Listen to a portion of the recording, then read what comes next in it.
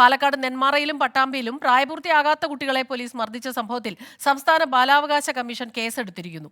DYSP റാങ്കിൽ കുറയാത്ത ഉദ്യോഗസ്ഥൻ അന്വേഷിക്കണമെന്ന് ജില്ലാ പോലീസ് മേധാവിക്ക് കമ്മീഷൻ നിർദ്ദേശവും നൽകി. നിഖിൽ പ്രമേഷ് ചേരുന്നുണ്ട് പാലക്കാട് നിന്ന് വിവരങ്ങളുമായി. നിഖിൽ, എന്താണ് കൂടുതൽ വിവരങ്ങൾ?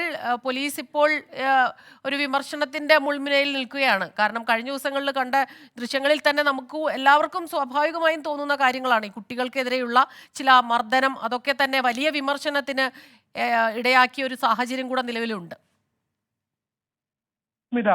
പട്ടാമ്പിയിൽ ആദ്യം അത് ആളുമാറി വിദ്യാർത്ഥിയെ മർദ്ദിക്കുന്ന സാഹചര്യം ഉണ്ടാകുന്നു. പിന്നീട് നെന്മാറയിൽ 17-കാരനെ പോലീസ് മർദ്ദിക്കുന്ന സാഹചര്യം ഉണ്ടായി. പോക്കറ്റിൽ കഞ്ചാവ് ഉണ്ടോ എന്ന് പരിശോധിക്കുന്നതിന് വേണ്ടിയാണ് ഈ വിദ്യാർത്ഥിയെ ജീപ്പിനകത്തേക്ക് പിടിച്ചു കയറ്റിയത് എന്നുള്ളതായിരുന്നു. ആ കുട്ടിയുടെ മുടി വലിച്ച് ജീപ്പിനകത്തേക്ക് ആക്കിയത് എന്നുള്ളതായിരുന്നു പോലീസിന്റെ വിശദീകരണം. ഇതുമായി ബന്ധപ്പെട്ട് ഡിവൈഎസ്പിയുടെ അന്വേഷണം പുരോഗമിക്കുകയാണ്. ഇതിനിടയിലാണ് ഈ വിഷയത്തിൽ കേസെടുക്കണമെന്നുള്ള കേസെടുത്തുകൊണ്ട് ബാലാവകാശ കമ്മീഷനും മനുഷ്യാവകാശ കമ്മീഷനും രംഗത്തെത്തുന്ന സാഹചര്യം ഉണ്ടാവുന്നത്.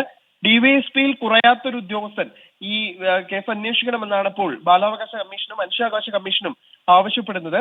മനുഷ്യാവകാശ കമ്മീഷൻ ചെയർമാൻ ജില്ലാ പോലീസ് മേധാവിക്ക് ഇതുമായി ബന്ധപ്പെട്ട് നിർദ്ദേശം നൽകിയിട്ടുണ്ട്.